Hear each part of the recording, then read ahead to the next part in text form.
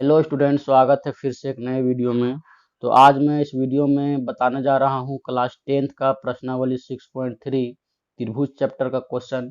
तो ये second part है हमारा, इस चैप्टर का सेकेंड पार्ट है। इससे पहले अगर आप फर्स्ट पार्ट नहीं देखे हैं तो उसको भी जा करके आप देख सकते हैं। इस वीडियो के लिंक में डिस्क्रिप्शन में लिंक लगा दूंगा जहां से आप चेकआउट कर सकते हैं। तो चलिए मैं आज छठा क्वेश्चन को बनाता हूं। तो छठा क्वेश्चन में है स्टूडेंट, आकृति 6.37 में यदि ए बी ई सर्वांगसम त्रिभुज ए सी डी है तो दर्शाइए कि त्रिभुज ए डी ई समरूप है त्रिभुज ए बी सी के। तो ये हमारा चित्र दिया हुआ है 6.73। तो इसी पर आधारित ये क्वेश्चन है।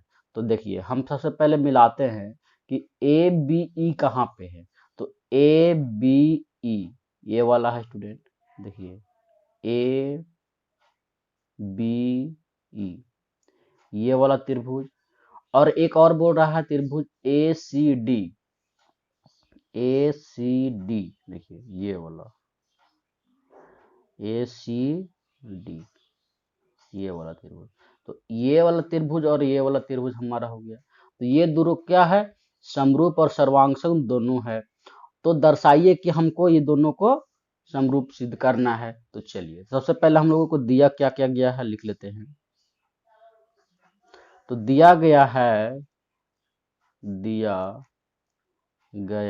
है त्रिभुज A B E equal to सर्वांगसम त्रिभुज ए सी डी है। ठीक है, ये हम लोग को दिया गया है। और सिद्ध क्या करना है या दर्शाना क्या है, तो सिद्ध करना है, सिद्ध करना है त्रिभुज ए डी ई समरूप त्रिभुज ए बी सी। ये हम लोगों को सिद्ध करना है। देखिए तो इस त्रिभुज को सबसे पहले हम लेते हैं। तो त्रिभुज यहाँ से हम ड्रॉ कर लिए हैं, यहाँ से हम लेते हैं, लिखेंगे चूंकि त्रिभुज ए बी ई सर्वांगसम त्रिभुज ए सी डी में। तो इसमें हम क्या कर सकते हैं, देखिए स्टूडेंट, सर्वांगसम और समरूप में थोड़ा सा अंतर है।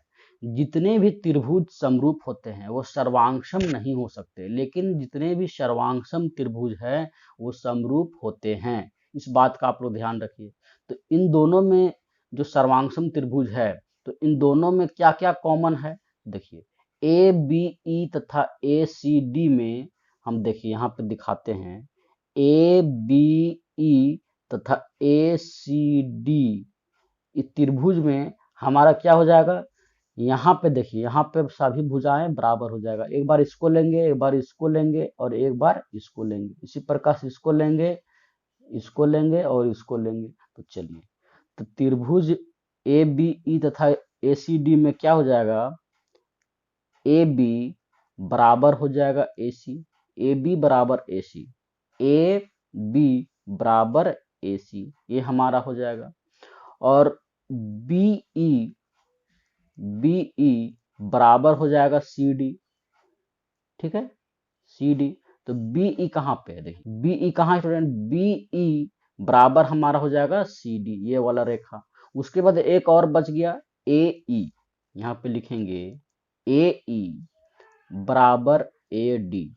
ये दोनों क्या हो जाएंगे, तीनों क्या हो जाएंगे, बराबर हो जाएंगे। तो हमको सिद्ध क्या करना है, सिद्ध करना है A D E, A D E ये वाला त्रिभुज, A D E, A D E ये वाला त्रिभुज। एक और त्रिभुज दिया हुआ है A B C, A B C, इसको हम बढ़ा देते हैं तो ये वाला ए बी सी। तो इसको और इसको हम लोगों को समरूप सिद्ध करना है। तो लिखेंगे अतः त्रिभुज ए डी ई तथा त्रिभुज ए बी सी में हमारा क्या हो जाएगा, देखिए इस त्रिभुज में और इस त्रिभुज में, दोनों त्रिभुज में हमारा ए क्या है, देखिए ए हमारा उभयनिष्ठ है। तो लिखेंगे ए इज इक्वल टू ए, कितना हो जाएगा, उभय निष्ठ। ठीक है स्टूडेंट, ये हमारा उभयनिष्ठ हो गया। और एक और दिया हुआ है, देखिए यहाँ पे इन दोनों त्रिभुज में ए डी, ठीक है, ए डी बटा में डी भी लिख सकते हैं और ए ई बटा में ए ई लिख सकते हैं। क्यों? क्योंकि इन दोनों को हम लोगों को समरूप सिद्ध करना है। तो देखिए हम लिखते हैं ए डी बटा में ए बी, और यहाँ पे हो जाएगा ए ई बटा में ए सी। ये हम लोगों को सिद्ध हो गया। दोनों त्रिभुज में हम क्या लिख सकते हैं? Side angle side. ठीक है, हम यहाँ पे लिखेंगे साइड एंगल साइड समरूपता कसौटी से हमारा क्या हो जाएगा स्टूडेंट? त्रिभुज ए डी ई समरूप हो जाएगा त्रिभुज ए बी सी के। तो इस प्रकार से हमारा प्रूव्ड हो गया। इसी प्रकार से हमारा अगला क्वेश्चन दिया हुआ है। अगला क्वेश्चन हमारा 7वां नंबर में दिया हुआ है। इसमें 4 क्वेश्चन दिया हुआ है स्टूडेंट।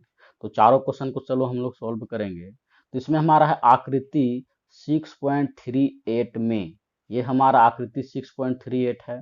यदि त्रिभुज ए बी सी के शीर्ष लंब ए डी तथा सी एफ परस्पर बिंदु पी पर प्रतिच्छेद करते हैं, तो इस प्रकार से हमारा शीर्ष लंब हमारा क्या क्या दिया हुआ है? ए डी, और एक और हमारा है सी ई।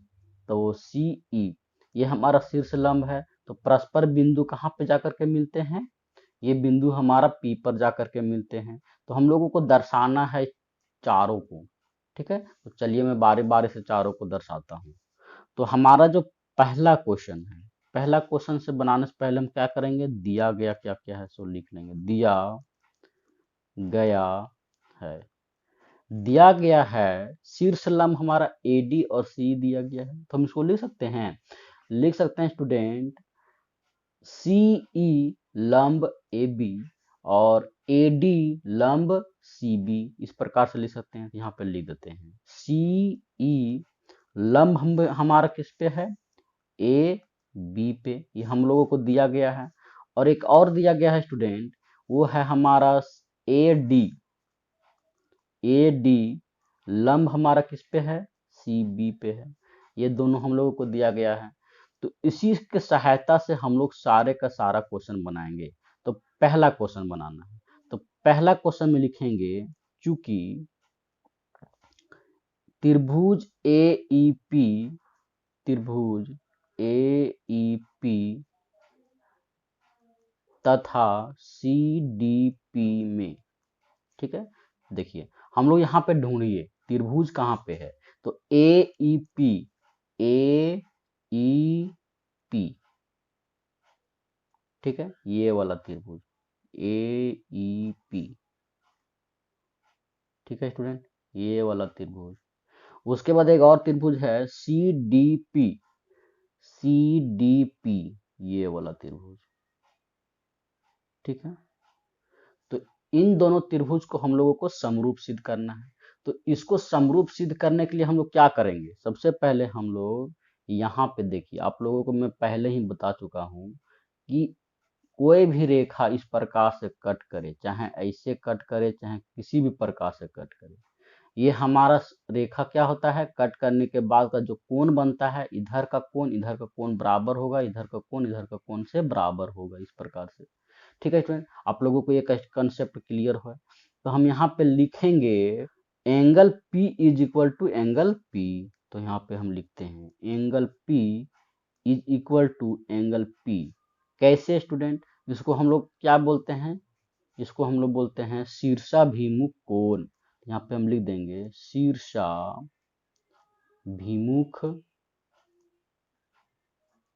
कोण, ठीक है।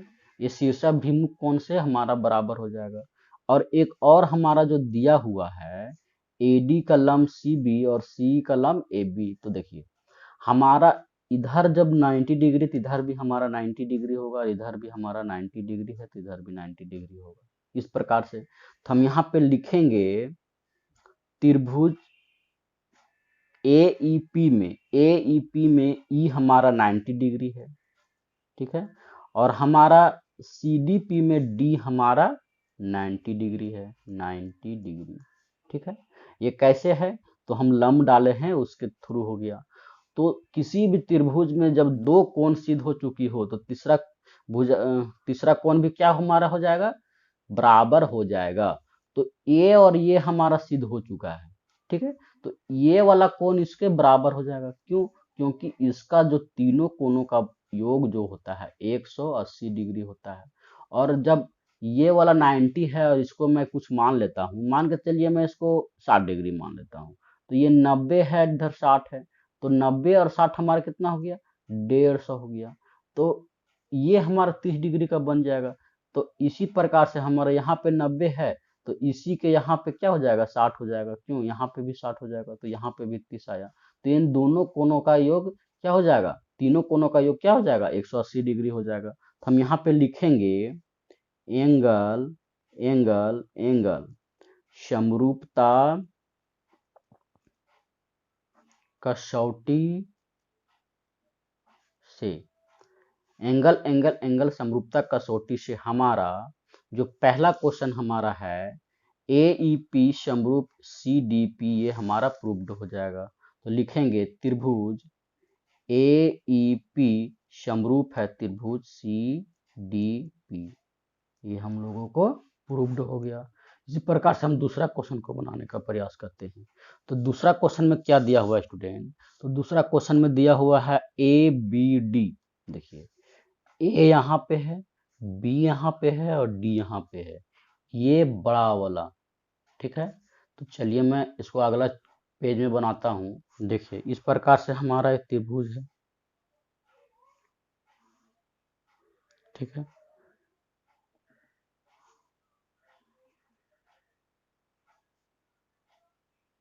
तो ये हम लोगों को प्रूव करना है। तो ए बी डी हमारा कहाँ पे है, ए बी डी हमारा ये वाला है। यहाँ पे ध्यान से आप लोग देखिएगा, ये वाला जो त्रिभुज जो है देख रहे हैं, ये हमारा ए बी डी है। उसके बाद है सी बी ई, सी कहाँ पे है, सी बी और ई। तो सी बी ई हमारा ये वाला है, ये वाला ध्यान से देखिएगा, ठीक है स्टूडेंट। तो इसमें और इधर से इसमें ये हम लोगों को प्रूव करना है कि समरूप है। देखिए तो हम यहाँ पे लिखेंगे त्रिभुज, चूंकि त्रिभुज ए बी डी तथा त्रिभुज सी बी ई, ठीक है। तो इसमें हमारा हो जाएगा, देखिए यहाँ पे भी 90 डिग्री दिया हुआ है, यहाँ पे भी 90 डिग्री दिया हुआ है, ठीक है। और ए ए बी डी और सी बी ई में ये तो हमारा 90 डिग्री हो गया, तो हम यहाँ पे लिख देंगे angle D is equal to angle E 90 degree, ठीक है। जो ये वाला एंगल है, ठीक है स्टूडेंट, ए डी बी में भी और सी सी बी ई दोनों में क्या है, एंगल बी आ रहा है। तो हम यहाँ पे लिखेंगे angle B is equal to angle B, ये हमारा क्या कैसे हो जाएगा, ये हमारा हो जाएगा उभय निष्ठ से, ठीक है। तो ये हम लोगों को उभय निष्ठ से प्राप्त हो गया। तो हम लिख सकते हैं एंगल एंगल एंगल समरूपता कसौटी से त्रिभुज ए बी डी समरूप हो जाएगा त्रिभुज सी बी ई के। तो ये हमारा क्या हो गया, प्रूव्ड हो गया। तो ये हमारा तीसरा क्वेश्चन दिया हुआ है। चलिए मैं इस त्रिभुज में चला जाता हूँ। तो ये वाला त्रिभुज में देखिए ए ई पी, अब यहाँ से ढूंढिए ए ई पी, ये वाला, ठीक है, ए ई पी। और एक है A D B, A D B, ये वाला, ठीक है। हम इसको यहाँ पे बना देते हैं। तो लेना कौन सा त्रिभुज है, यहाँ से ये वाला और यहाँ से ये वाला और यहाँ से ये वाला, और ए को लेना है यहाँ पे, देखिए इस प्रकार से इस त्रिभुज में। तो यहाँ पे हमारा है ए, यहाँ पे हमारा बी है, यहाँ पे हमारा डी है, यहाँ पे हमारा ई है। ये 90 डिग्री का है और ये 90 डिग्री का है, इसी से मैंने यहाँ पे बनाया। ठीक है स्टूडेंट, देखिए तो यहाँ पे ए ई पी कौन सा है, ए ई पी, यहाँ पे पी है, तो ए ई पी हमारा ये वाला है। और A D P, A D B, A D B हमारा कौन सा है, ये वाला है। तो इन दोनों त्रिभुजों में आप लोग देखिएगा कि ये वाला जो है कोण ए हमारा दोनों में उभयनिष्ठ है। हम यहाँ पे लिखेंगे angle A is equal to angle A उभय निष्ठ। ठीक है, ये हमारा उभयनिष्ठ हो गया। और एक चीज देखिए कि ये हमारा एंगल ई और एंगल डी क्या है, दोनों में 90 डिग्री है। तो angle E equal to angle D क्या है, 90 डिग्री है। देखिए इस त्रिभुज का ये वाला कोण 90 डिग्री और इस त्रिभुज का ये वाला कोण 90 डिग्री। ठीक है, तो और ये जो है दोनों में सेम है, तो हमारा ये वाला कोण जो है, ये वाला और हमारा ये वाला क्या हो जाएगा, बराबर हो जाएगा। ये कैसे होगा, तो 180 डिग्री तीनों कोणों का योग होता है। इसी प्रकार से हम यहाँ पे लिखेंगे एंगल एंगल एंगल समरूपता कसौटी से त्रिभुज ए ई पी समरूप किसके हो जाएगा, त्रिभुज ए डी बी, ये हमारा हो जाएगा आंसर। ठीक है स्टूडेंट, ये वाला। तो चौथा क्वेश्चन आप लोग अपने से बनाने का कोशिश कीजिएगा। तो आज के लिए इतना ही स्टूडेंट, आशा करता हूँ ये वीडियो जरूर पसंद आया होगा। और वीडियो पसंद आया तो वीडियो को लाइक एंड शेयर कर दीजिए और हमारे चैनल को सब्सक्राइब कर बेल आइकन को ऑल पे सेट कर लीजिएगा। 10th क्लास के सारे चैप्टर के नोट्स भी आप लोगों को प्रोवाइड हो सके ताकि आप अच्छे से अच्छे मार्क एग्जाम में ला पाएँ।